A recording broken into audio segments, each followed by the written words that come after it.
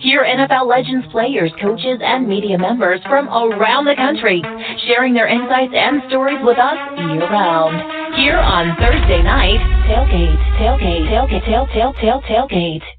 And now joining us here on Thursday Night Tailgate is Keith Hirshland.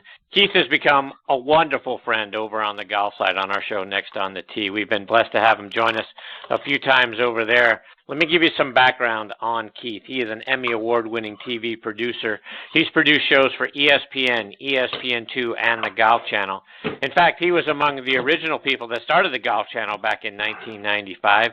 He's written 3 great books. The first one, Cover Me Boys, I'm Going In, Tales of the Tube from a Broadcast Brat, which was one of my favorite books from 2017. He's written 2 others titled Big Flies, and the newest one is called The Flower Girl Murder, which I just ordered off of Amazon.com. Looking forward to reading that one.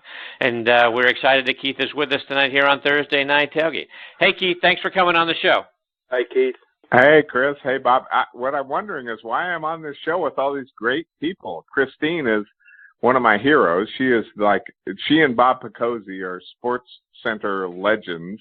I mean, they're great. And then you had Will just on, which was a great listen, and Tony Collins. And then I'm trying to figure out what the heck I'm doing on this show.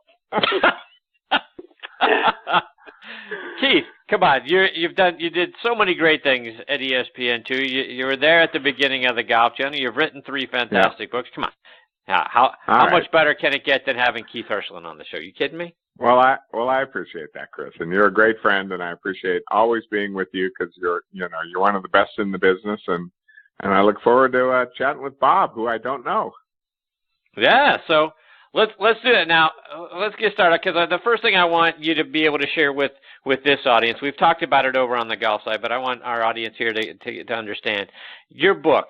Right, Cover Me Boys, I'm Going In is absolutely, like I say, it's absolutely fantastic. And I want to start with your father because this audience hasn't heard the story about your father, Lee.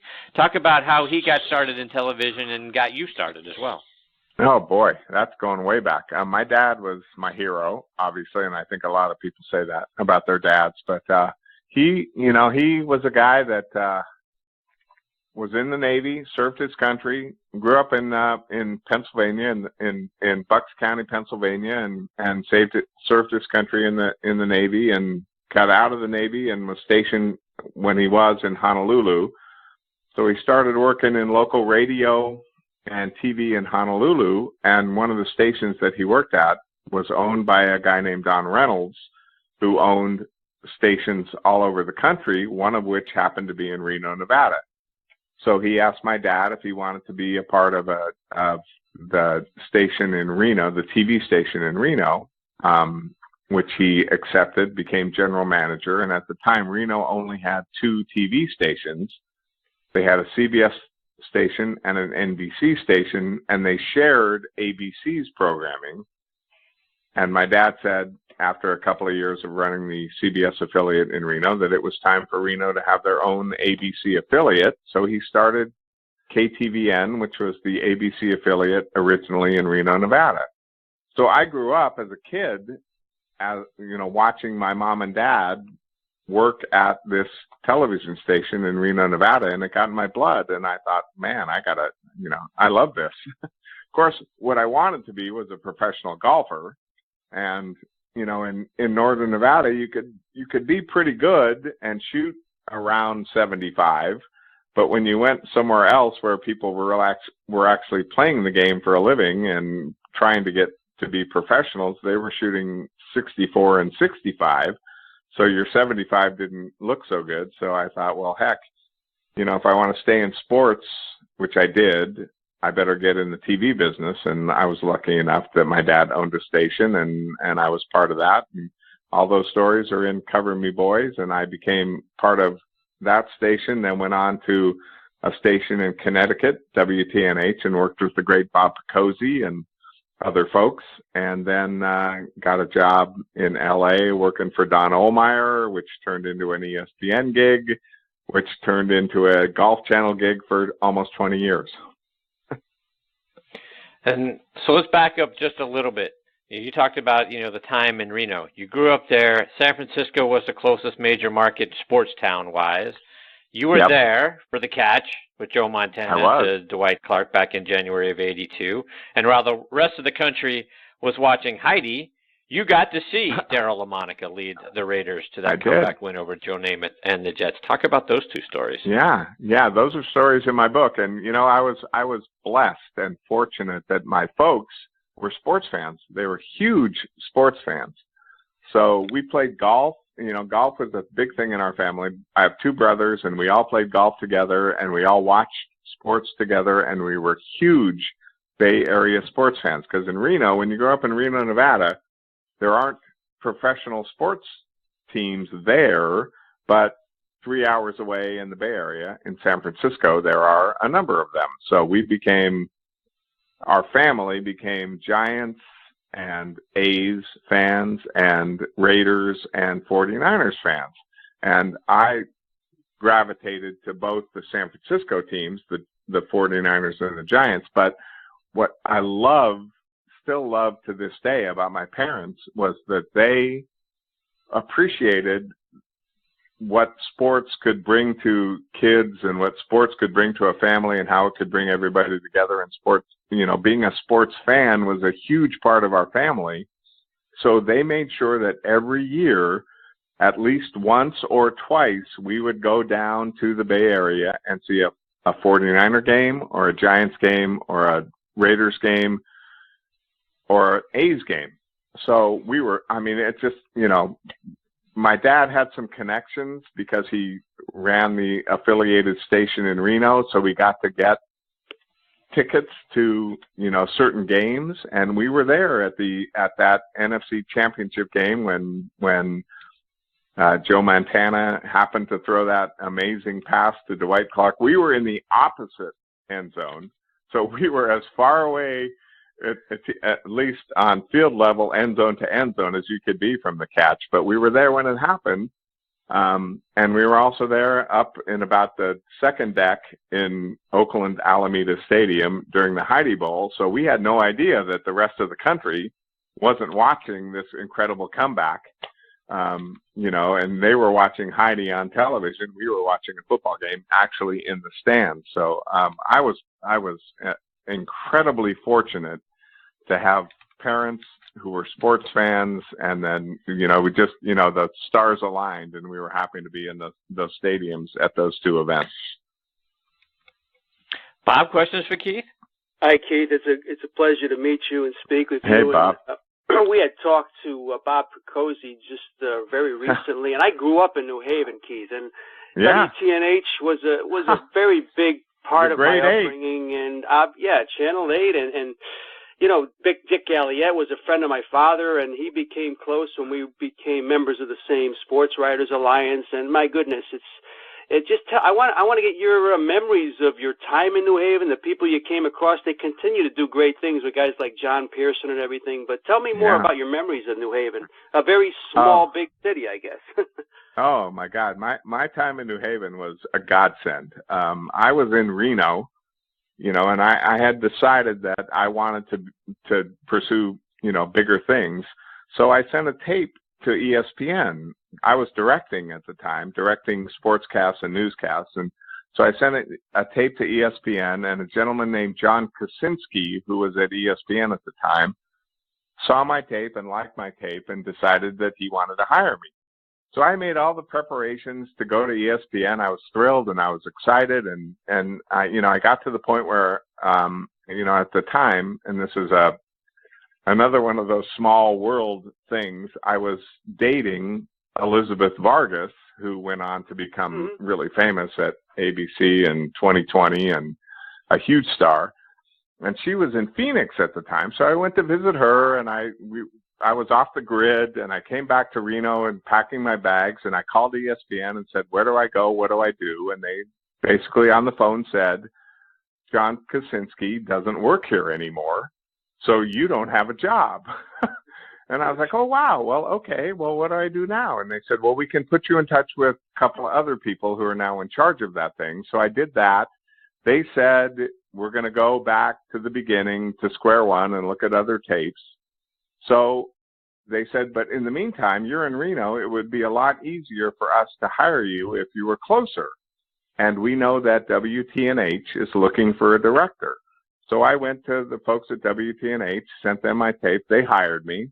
And so I worked at the Grade 8 in New Haven for almost 3 years, directing their newscasts. And, I was the director for Bob Picozzi and Skip Church and those guys when the world, not the world famous, but the New Haven famous Big Board Sports came along. And, I joke with Bob, and Bob and I are still friends, and thankfully, because I screwed up so many of Bob Picozzi's sportscasts that you can't imagine from a technical standpoint. I'm surprised that he's still my friend, but he is one of the greatest broadcasters I have ever had the pleasure to work with.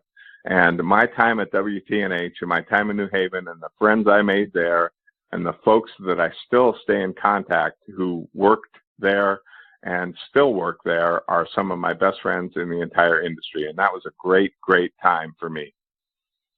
And Keith, the Golf Channel experience, we're old enough that we go back and we remember the birth of the Golf Channel. And I guess many of us, when we saw it get off the ground, we're saying, my goodness, can they have a channel just devoted to the sport of golf? And obviously they did. Just wanted to get your memories of when you first heard about the Golf Channel and when the interest came about.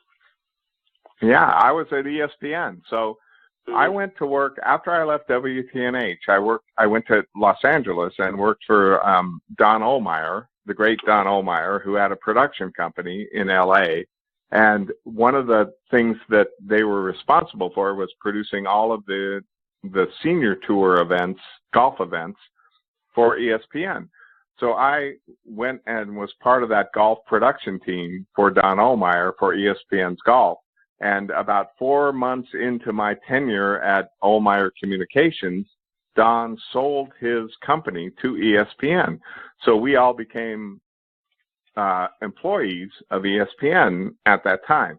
And during that time, this was the late 80s, early 90s, and I spent some time in Bristol and enjoyed my time on ESPN2 working with Keith Olbermann and Susie Colbert and Stu Scott and Kenny Mayne and Bill Pito and that whole group, and Norby Williamson and Mark Gross, who are still at ESPN and still great friends. And at that time, when I was in New Haven, in Farmington and Bristol, we started hearing these rumblings about a golf channel. There's a golf channel. Golf channel's coming up, and can you believe there's going to be a 24-hour golf channel? Yeah. And my phone didn't ring, and I had produced golf for ESPN for 5 years, and I thought, what the heck? How come nobody's calling me? And finally, in the end of summer, early fall of 1994, I got a phone call from some folks at Golf Channel, and they asked me to come down for an interview. They were looking for somebody to produce, their tournament coverage. And I was thrilled, and, I was a little dismayed at why it had taken so long, but I had found out that they had interviewed Lance Barrow and Tommy Roy and Larry Cirillo and everybody else who had ever produced golf for, any network, and decided that, these folks who are all tremendous talents and great producers said, I'm not willing to leave my current job to take a flyer on what is probably not going to be successful. So they finally called me, and I jumped at the chance. I was, everybody in the world said, this is not going to work. They're never going to make it. Golf Channel, a 24-hour network devoted exclusively to golf will never be successful. And they said, what the heck are you doing? And I said, I'm taking a chance. And it was the greatest 18 years of my life. Keith, again, going back to some of your stories in your book, Cover Me Boys, I'm Going, and you talk about the talent you got to work with. Talk about some of the talent that you got to see, growing up at the Golf Channel. People like Kelly Tillman, Scott Van Pelt, and our friend on the golf side, Peter Kessler, as well. Yeah, they were. It was amazing, Chris and Bob. You think about and the talent I got to work with at ESPN. Even, I left ESPN's golf side when Jim Kelly and Bob Murphy and Jim Colbert and, that Andy North, that group of guys were doing Gary Koch. Gary Koch was our on-course reporter during ESPN's golf. The time that I was with ESPN Golf, Gary Koch was an on-course reporter. So I left that group of incredibly talented people and then got to work at Golf Channel with, Brian Hammonds and Rich Lerner.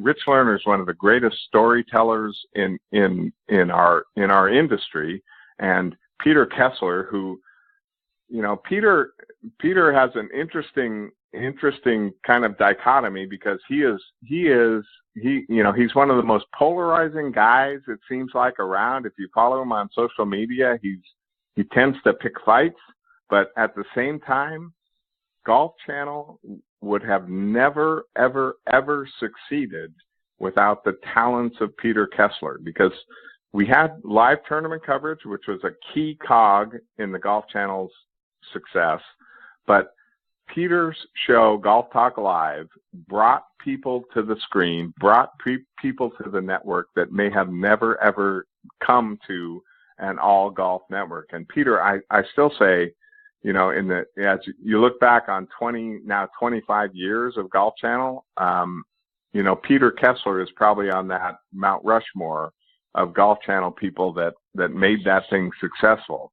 And then, I got to work with a ton of talented people, and Scott Van Pelt was one of those guys that almost never made it on the air, but our COO at the time, Gary Stevenson, saw some spark of talent in this guy, and all of a sudden Scott Van Pelt made it on TV, and Scott Van Pelt became one of the most popular people on the network. It was an amazing time. It was like the wild, wild west of television, because we got to do almost anything we wanted to do, but the people that really had talent ended up shining through and becoming part of the fabric that made the Golf Channel successful. Can you tell the Scott Van Pelt story about doing the highlights and how he sort of went rogue and then all of a sudden caught on? Oh, that was a great story. That was that was Scott's first kind of foray into on-camera work, because he was in the library. Scott was one of the guys that I went to when I needed a shot or two. If I was doing a feature on a certain player, I would have to go down to the library and get the footage from that player. We had all these, tapes and back in that, 1994, it was videotape of highlights of all these players. So if I was going to do a feature on, let's say it was Tiger, and I wanted that hole-in-one from the Phoenix Open when everybody's throwing plastic bottles and everything, when he made the hole-in-one at 16, then I would have to go down to the library and request that video, and Scott would be one of those guys at the desk that I would ask for that video, and he would get it to me. And he was constantly, going to people and saying, I want to be more than this. I want to be on the air. I can do this. I can be on the air. And our chief operating officer at the time, Gary Stevenson, took a liking to Scott, and he said, here's what I'm going to do, because we were televising tournaments and showing players, and we would get phone calls from girlfriends, wives, friends, mothers. You showed this tournament on TV, but you never showed my friend, my son, my boyfriend, my husband. And so our COO, Gary Stevenson, said, we're going to have a half-hour show every night that just goes through every single golf tournament's leaderboard and shows the names of every single person that played in that event. And we're going to call it the Leaderboard Report. And we're going to have Scott Van Pelt be the host. And he sat Scott Van Pelt down and he said, here's your mission. Your job is to come on the air and say, this is the Leaderboard Report. I'm Scott Van Pelt. here are the scores from the golf action today. And 30 minutes later, come on the air and say, this has been the leaderboard report. I'm Scott Van Pelt. See you tomorrow. So Scott said, fine, I'll do it. I want to be on TV. And then 3 days into the show, it may have been 4, it may have been 2, Scott decided, this isn't enough for me. I'm going to vamp. So among the famous stories was a leaderboard came up with Corey Pavin on it, and it was like Corey Pavin won over. And as that score came, as the page came that Corey Pavin's name came up, Scott said, well, there's Corey Pavin at 1 over. I guess he's sleeping in the garage tonight. And it was like, oh my goodness, he's not supposed to do that, but man, that was funny. And so the next day, Gary called him into the office. We were all there. And Scott was like, he had a little bit of his tail between his legs. And Gary looked at him and said, that was brilliant. Do more of that. That's exactly what we want. And all of a sudden, Leaderboard Report became one of the most popular shows on the Golf Channel, which was just graphics of leaderboards and Scott talking about certain players and what they shot that day. That's a great story. I love that. Keith, you've written 2 other books, Big Flies, yeah. The Flower Girl Murder just came out. I just ordered that on Amazon.com. Let our listeners know what those books are about. Well, they're fiction. They're novels. They're mysteries. When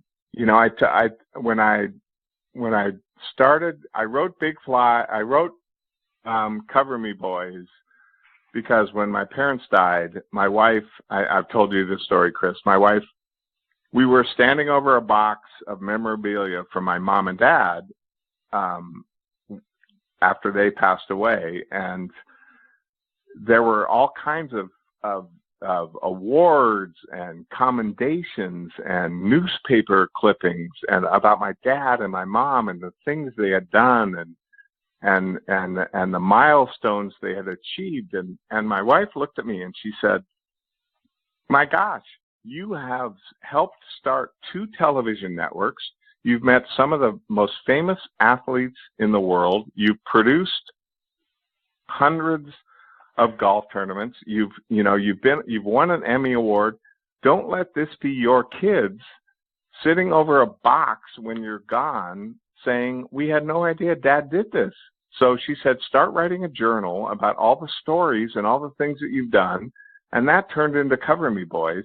And when we published that, I realized, Chris, that I enjoyed writing the stories so much, and I had been telling stories, whether it was the story of a golf tournament or a feature or a tease or a bumper. I'd been writing my entire career. So why stop? So I wrote Big Flies, which is a book about a mystery about 4 real-life, still unsolved robberies, including the D.B. Cooper hijacking that happened while I was in Reno. That plane that D.B. Cooper was supposed to be on landed in Reno. He jumped out somewhere over the Pacific Northwest with $200,000 strapped to him, and nobody ever found him. The FBI just recently closed that case. So I decided to write a mystery about what happened what would happen if you were the kid who grew up and finally realized your dad was D.B. Cooper. So that was Big Flies, and then The Flower Girl Murder was a book about kind of based on an experience Sarah and I had when we were living in North Carolina. That we had a house that we wanted to sell, and the person that wanted to buy it for his daughter was a guy that we figured probably had never set foot in a bank before, that probably buried all his money in coffee cans on his property somewhere in North Carolina. So that was the impetus for that book. And, it's just about telling stories. And I'm already writing a 4th book that I hope will be a lot of fun. And it's just what I do now. So, Keith, let our listeners know where can they go to get copies of your book? They're on Amazon. You can go to Keith Hirshland, all one word, KeithHirshland.com. And you can order them through there. They're on Amazon.com. And I am on social media on Instagram at KHHAuthor and on Twitter at Big Flies Book. So I love to hear from folks, and I'm happy to send people books and sign folks' books. And, I just think that we should all read more and write more and listen more and be more engaged. Well, Keith, it's always such a thrill for me to get to spend time with you, Bob. Coming, here on this show, having you tell your stories and the things that your experiences and all those things. I love having you on the golf side. Love having you here on Thursday Night Tailgate. So many more things that we would love to get into with you. I hope you'll come back and do it again sometime. You are certainly fantastic, my friend. I will always be here for you. And Bob, it's a pleasure meeting you, and I hope we have a long and fruitful time together. Oh, same to you. Thank you, Keith. Keith, take care, my friend. All the best to you and your family. Look forward to catching up with you again soon. Thanks, Chris. You too. Good night. All right. Take care, Keith. That is Keith Hirshland. Again, Hirshland. And his books, Bob, and my wife will tell you, I'm not a reader. And I got his book, Cover Me Boys, I'm Going In. Again, Tales of the Tube from a Broadcast Brat is the subtitle of that. And it was one of my favorite books of 2017. That and another book from Gary Player, my two favorite books of 2017. And it's not a thin book. It's a very thick book. And again, not being a reader, but you start to read the stories, Bob, and it's one of those books you can't put down. The first story is great, and then the next chapter is great, and the next chapter is better than that, and it sort of builds off itself as you go through his father's life and his life and all the things he's gotten to be a part of. Folks, I promise you, I cannot recommend Cover Me Boys any more highly than what you're hearing me talk about, Bob. It's a fantastic book, and Keith is absolutely outstanding. We talk about top shelf people. You talk about it all the time. They don't come better than Keith Hirshland, and his books are great. He's terrific, Chris, and part of his allure and what makes him so good is the experiences he's had at so many different levels, so many different sports, and obviously it would seem that it would be just a normal thing for him to start writing about these things, and we're glad he did. And you're right, we just about touched the surface from what we could talk to him on this show, so I look forward to having him on the show very soon.